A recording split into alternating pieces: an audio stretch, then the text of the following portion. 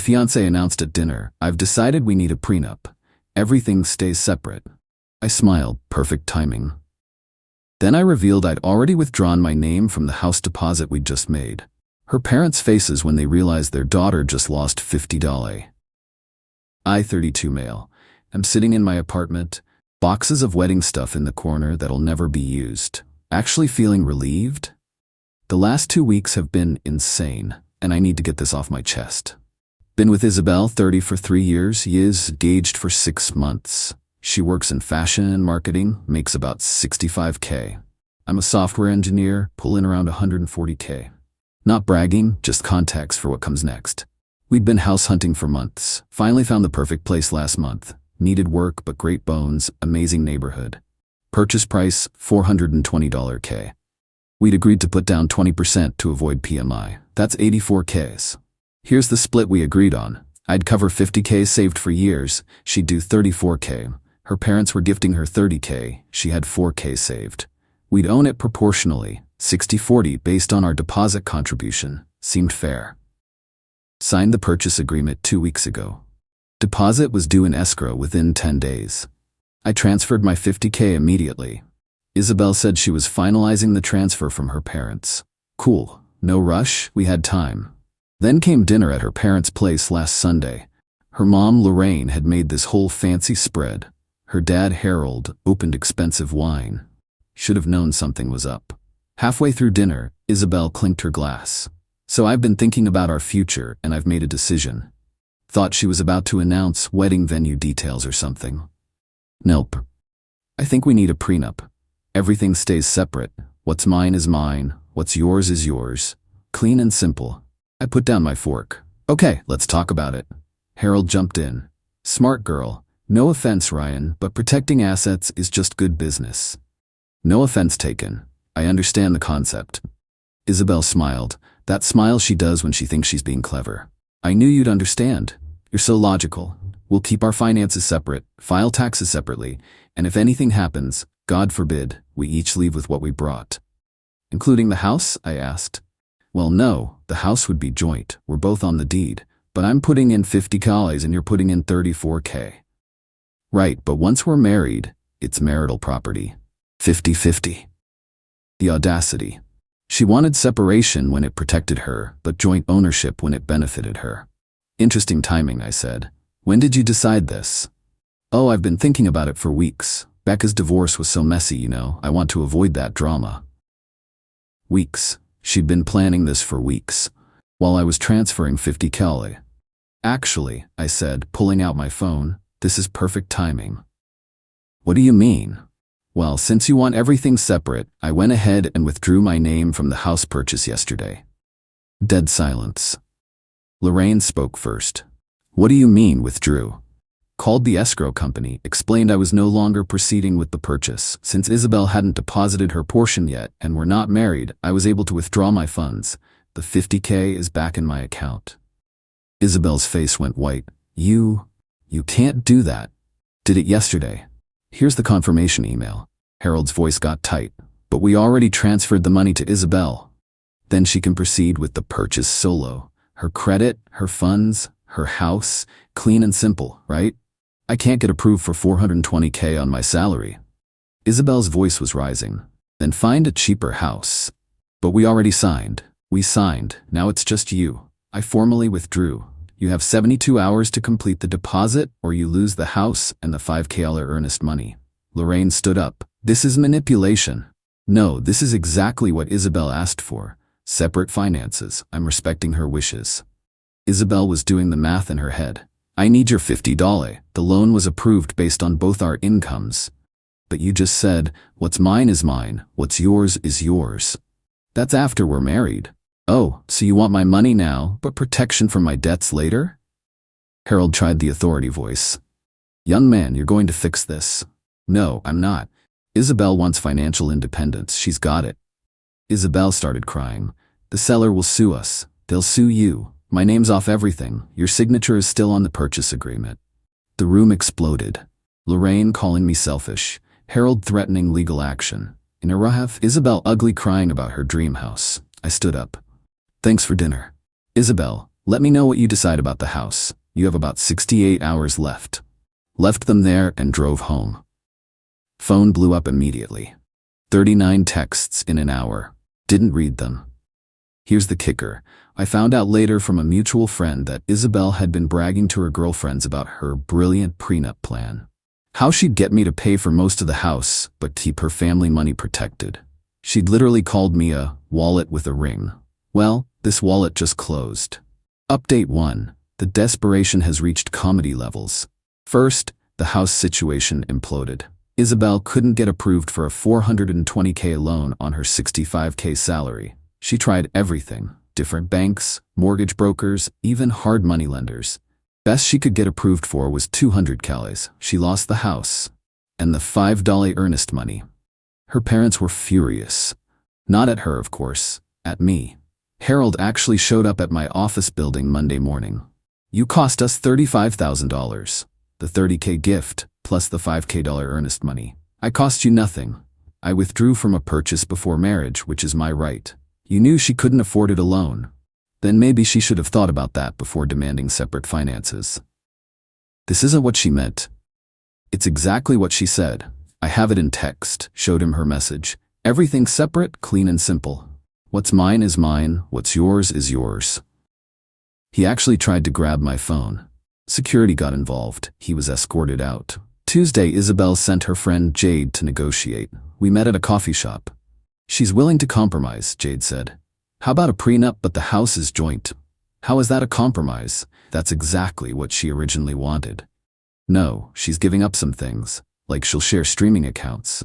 I actually laughed. Streaming accounts? She wants my $50K for a house, but offers Netflix access? You're being unreasonable. I'm being consistent. Separate means separate. She loves you. She called me a wallet with a ring. Jade's face went red. Who told you that? Doesn't matter. What matters is it's true, isn't it? She couldn't deny it, just mumbled about jokes between girls. Wednesday, Isabel tried the nuclear option. Posted on social media about how her dream home was stolen by someone who couldn't handle a strong, independent woman protecting herself. The comments didn't go how she expected. Wait, you wanted a prenup but also wanted him to pay more for the house? Girl, that math ain't mathing. You wanted separate finances but joint property? Make it make sense. One of her coworkers actually commented, "Didn't you say you were getting him to pay for most of it?" She deleted the post within 2 hours. Thursday was the best. Her parents invited me to dinner again. To sort this out like adults, I declined but offered to meet at a neutral restaurant. They agreed. The pitch was incredible. Harold had a whole presentation, literally pulled out charts. Here's what we propose. You and Isabel buy a house together. You put in $50K, we put in $30, but it's 50-50 ownership. So I pay 62% but own 50%. It's about building a future together. With separate finances, as Isabel demanded. Lorraine tried emotional manipulation. Don't you love her? Don't you want her to be happy? I wanted a partner. She wanted a wallet. That's not love. Isabel had been quiet until now, then she exploded. You humiliated me. Everyone knows you pulled out of the house. You humiliated yourself with that prenup ambush. It was for both our protection. No, it was for your protection while using my money. That money means nothing to you. There it was, the entitlement. That money represents 3 years of saving, living below my means, skipping vacations. But to you it's nothing because I have it and you want it. Harold tried one more angle. What if we paid you back over time? Pay me back for what? I haven't given you anything. For your part of the house. What house? The one we didn't buy? The one Isabel couldn't afford alone? They left in a huff. Friday, got a formal letter from a lawyer. Isabel was demanding $50 for detrimental reliance and breach of promise. My lawyer, yes, I got one, laughed for 5 solid minutes, sent back a letter explaining that 1. No money changed hands between us. 2. Withdrawing from a purchase before marriage isn't breach of anything. 3. Her own texts prove she wanted separate finances. 4. Detrimental reliance requires reasonable reliance, and expecting someone to pay for a house while demanding financial separation isn't reasonable. Haven't heard from that lawyer again. Update 2. The escalation went from desperate to delusional. Isabel started telling everyone I'd financially abused her. Created this whole narrative about how I'd trapped her into losing her dream house. Conveniently left out the prenup ambush. Her flying monkeys came out in force. Her book club friends, yoga squad, even her hairdresser messaged me about doing the right thing. My response was consistent. She wanted separate finances. She got them. Then she made a tactical error. She went to my mother. Now my mom is a retired family court judge. She's seen everything. Isabel thought she could manipulate her with tears and sob stories. Mom called me afterward. That girl is something else. She actually said, and I quote, "I just wanted to protect myself while building our future with his money." Does she hear herself? What did you tell her? That she should be grateful you showed this much restraint. In my courtroom, I've seen men lose much more to much worse. But the real drama came when Isabel tried to salvage something from the mess. She found another house, smaller, $250K in a less nice area. Wanted to restart our plans. Texted me. Found a cute starter home. You could put down 30 Qley, I'll do 20K. Fresh start? We're not together anymore, Isabel. What? Because of one fight? Because you showed me who you really are. I'm trying to compromise. You're trying to get my money, again. She showed up at my apartment that night, with her parents and a realtor. They'd printed out listings. We can tour tomorrow, she said, like nothing had happened. Isabel, we're done. The wedding is off. That's when it hit her. Really hit her. You're serious? Over a house? Over the prenup ambush? Over calling me a wallet with a ring? Over trying to use me while protecting yourself? Harold stepped forward. Now listen here. Sir, you're trespassing. Leave now or I call the police. Lorraine started crying. We gave her that money for your future together. You gave her that money, period. What she does with it is her business. The realtor, clearly uncomfortable, tried to leave. Isabel grabbed her arm. Show him the listings. The poor woman looked at me. I shook my head. She fled. Isabel went full meltdown. I did everything right. I was protecting our future. You were protecting your future while spending my present. That's what smart women do. Then be smart with someone else's money. They left after more screaming. Several neighbors witnessed it. Building management sent me a letter about disturbances. I sent them the security footage of 3 people forcing their way into the building and camping outside my door. They sent Isabel a formal trespass warning. Final update. The aftermath was spectacular in its stupidity. Isabel tried to keep the wedding venue, thinking I'd cave and come back. Sent me an invoice for my half of the deposits, $8. I replied with screenshots of her everything separate texts. She lost those deposits too. Another $16K gone. Her parents had paid after the house fell through, thinking we'd reconcile. The engagement ring became a battle. She demanded I let her keep it since I'd humiliated her. Legal question. Who keeps the ring when the engagement ends? Answer. Depends on the state, but here, it's a conditional gift. Condition, marriage wasn't met, ring returns to giver. She refused to return it. I had to get a lawyer involved. She finally returned it, but had tried to swap the diamond for a fake. I had it appraised before giving it to her, and after getting it back. Caught red-handed. Her parents threatened to sue for the swap. I threatened to press charges for theft. Ring came back real quick after that. But here's the karma kicker. Remember that $30K her parents gave her? Well, the IRS has gift tax rules. Since they gave it to her, not to us as a couple, and it exceeded the annual exclusion limit, they owed gift tax on it. About $4K they hadn't planned for. Plus, Isabel had to pay income tax on it, since she couldn't prove it was for a home purchase. No house was purchased. Another $6K. So their $30 gift cost them almost $40K total and bought nothing. Isabel's now living with her parents. Lost her apartment because she'd given notice thinking we'd be moving to the house. Still posts about surviving betrayal and rising above toxic relationships.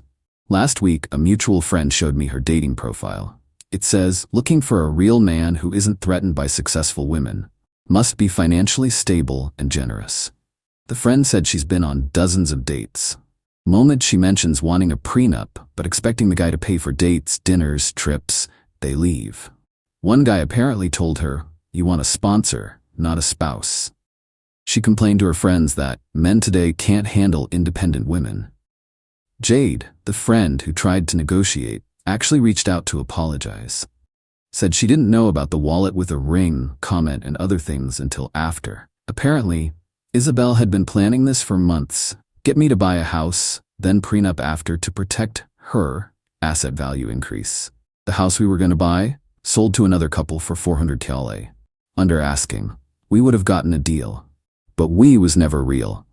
It was always me funding her dreams while she protected herself. My mom summed it up perfectly. She wanted a donor, not a partner. Thank God you found out before the wedding. I'm doing fine. Took that 50K and invested it, already up 8%. Dating isn't even on my radar right now, but when it is, I'll be looking for an actual partner. Someone recently asked if I regret how I handled it. Honestly, my only regret is not seeing it sooner. The entitlement was always there. The way she'd say, "You got this," whenever bills came. How she'd plan expensive trips, then look at me expectantly. The time she said, "What's the point of having a boyfriend who makes good money if he doesn't spend it?" I thought it was jokes. It wasn't. She wanted my wallet but not my name. My money but not my problems. My assets but not my liabilities. She wanted, what's mine is mine, what's yours is ours. Instead, she got exactly what she asked for, complete financial independence. From me. Forever. Edit. Since people keep asking, yes, the prenup conversation was real. Yes, she actually said those things in front of her parents. No, I don't think all prenups are bad. They can protect both parties. But using one to scam your partner while spending their money? That's just trashy.